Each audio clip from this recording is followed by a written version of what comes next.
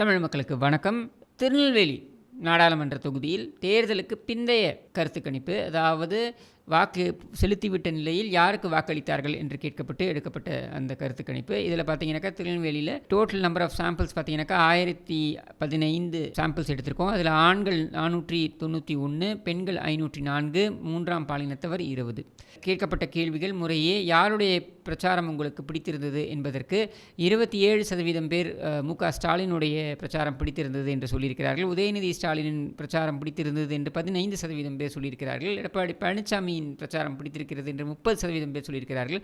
அண்ணாமலையின் பிரச்சாரம் பிடித்தது என்று 13% பேர் சொல்லியிருக்கிறார்கள். மற்றவர்கள் அது கருத்து கூற விரும்பவில்லை என்று 14% பேர் சொல்லியிருக்கிறார். இதில் எந்த அரசியல் கட்சியுடைய பிரச்சார பாடல் உங்களை கவர்ந்தது அப்படின்ற கேள்விக்கு திராவிட முன்னேற்ற கழகத்தின் பிரச்சார பாடல் கவர்ந்தது என்று 35% பேரும், அண்ணா திராவிட முன்னேற்ற கழகத்தின் பிரச்சார பாடல் தங்களை கவர்ந்ததாக 39% பேரும், பாரதிய ஜனதா கட்சியுடைய பிரச்சார பாடல் தங்களை கவர்ந்ததாக 18% பேரும், மற்றவர்கள் அது கருத்து கூற விரும்பவில்லை என்று 8% பேரும் சொல்லியிருக்கிறார்கள். வாக்கு செலுத்துவதற்கு பணம் பெற்றீர்களா அப்படின்ற கேள்விக்கு 49% பேர் ஆம் என்றும், 40% பேர் இல்லை என்றும், 10% பேர் கருத்து கூற விரும்பவில்லை என்றும் தெரிவித்திருக்கிறார்கள். இந்த தேர்தலை பொறுத்த வரைக்கும் வாக்குப்பதிவு குறைவானதற்கு, அதாவது கடந்த தேர்தலோடு இந்த தேர்தலை ஒப்பிடும் பொழுது ஒட்டுமொத்தமாக வாக்கு சதவீதம் குறைந்ததற்கு என்ன காரணம் என்று கேட்கப்பட்டதற்கு தேர்தல் ஆணையத்தின் செயல்பாடு காரணம் என்று கிட்டத்தட்ட 30% பேர் சொல்லியிருக்கிறார்கள்.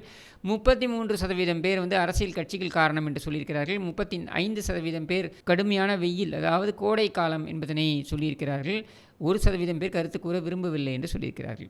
இந்த நாடாளுமன்ற தொகுதியை எடுத்துக்கிட்டிங்கனாக்கா இதில் அடங்கக்கூடிய சட்டமன்ற தொகுதிகள் 6 சட்டமன்ற தொகுதிகள் என்னென்னு பார்த்தோம்னாக்க ஆலங்குளம், திருநெல்வேலி, அம்பாசமுத்திரம், பாளையங்கோட்டை, நாங்குநேரி, ராதாபுரம். இதில் சட்டமன்ற தொகுதி வாரியாக எப்படி வாக்கு செலுத்தியிருக்கிறார்கள் அப்படின்னு கேட்கப்பட்ட பொழுது ஆலங்குளம் தொகுதியை எடுத்துக்கிட்டோம்னாக்க ஆலங்குளத்தில் 45% பேர் திமுக கூட்டணிக்கு ஆதரவாகவும், 40% பேர் அண்ணா திராவிட முன்னேற்ற கழகத்திற்கு ஆதரவாகவும், 10% பேர் பாஜக கூட்டணிக்கு ஆதரவாகவும், 5% பேர் நாம் தமிழர் கட்சிக்கு ஆதரவாகவும், மற்றவர்கள்ன்றது நெக்லிஜிபிள். அடுத்து திருநெல்வேலி சட்டமன்ற தொகுதியை எடுத்துக்கிட்டிங்கனாக்கா 41% பேர் திமுக கூட்டணிக்கு ஆதரவாகவும், 30% பேர் அண்ணா திராவிட முன்னேற்ற கழகத்திற்கு ஆதரவாகவும், பாஜக கூட்டணிக்கு ஆதரவாக 20% பேரும், நாம் தமிழர் கட்சிக்கு ஆதரவாக 5.5% பேரும், 2% பேர் மற்றவர்கள் அது கருத்து கூற விரும்பவில்லை. அடுத்து அம்பாசமுத்திரம் சட்டமன்ற தொகுதியை எடுத்துக்கிட்டிங்கனாக்கா 31% பேர் திமுக கூட்டணிக்கு ஆதரவாகவும், 37% பேர் அதிமுக கூட்டணிக்கு ஆதரவாகவும், 21% பேர் பாஜக கூட்டணிக்கு ஆதரவாகவும், 6% பேர் நாம் தமிழர் கட்சிக்கு ஆதரவாகவும், மற்றவர்கள் அது கருத்து கூற விரும்பவில்லை என்று 4.5% பேர். பாளையங்கோட்டை சட்டமன்ற தொகுதியை எடுத்துக்கிட்டிங்கனாக்கா 39% பேர் திமுக கூட்டணிக்கு ஆதரவாகவும், 35% பேர் அதிமுக கூட்டணிக்கு ஆதரவாகவும், 20% பேர் பாஜக கூட்டணிக்கு ஆதரவாகவும், நாம் தமிழர் கட்சிக்கு ஆதரவாக 5% கிட்டத்தட்ட 5.5% பேரும், மற்றவர்கள் அது கருத்து கூற விரும்பவில்லை என்பது 0.5%. ஸோ நெக்லிஜிபிள்னு வச்சுக்கலாம். அடுத்து நாங்குநேரி சட்டமன்ற தொகுதியை எடுத்துக்கிட்டிங்கனாக்கா கிட்டத்தட்ட 40% பேர் திமுக கூட்டணிக்கு ஆதரவாகவும், அதிமுக கூட்டணிக்கு ஆதரவாக 37% பேரும், கிட்டத்தட்ட 16% பேர் பாஜக கூட்டணிக்கு ஆதரவாகவும், 5.5% பேர் நாம் தமிழர் கட்சிக்கு ஆதரவாகவும், 1.5% பேர் கருத்து கூற விரும்பவில்லை அல்லது மற்றவர்கள். ராதாபுரம் எடுத்துக்கிட்டிங்கனாக்கா 33% பேர் திமுக கூட்டணிக்கு ஆதரவாகவும், 43% பேர் அதிமுக கூட்டணிக்கு ஆதரவாகவும், 14% பேர் பாஜக கூட்டணிக்கு ஆதரவாகவும், நாம் தமிழர் கட்சிக்கு 5%, 4.5% மற்றவர்களுக்கும் அப்படின்னு கருத்து தெரிவிச்சிருக்காங்க.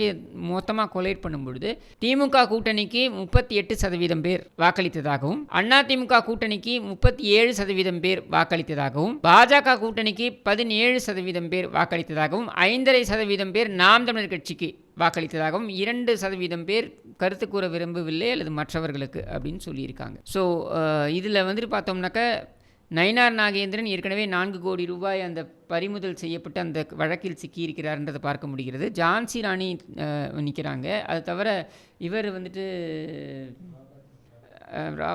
ராபர்ட்டா அவர் நிற்கிறாரு, திமுக கூட்டணியை காங்கிரஸ் சார்பாக நிற்கிறாரு.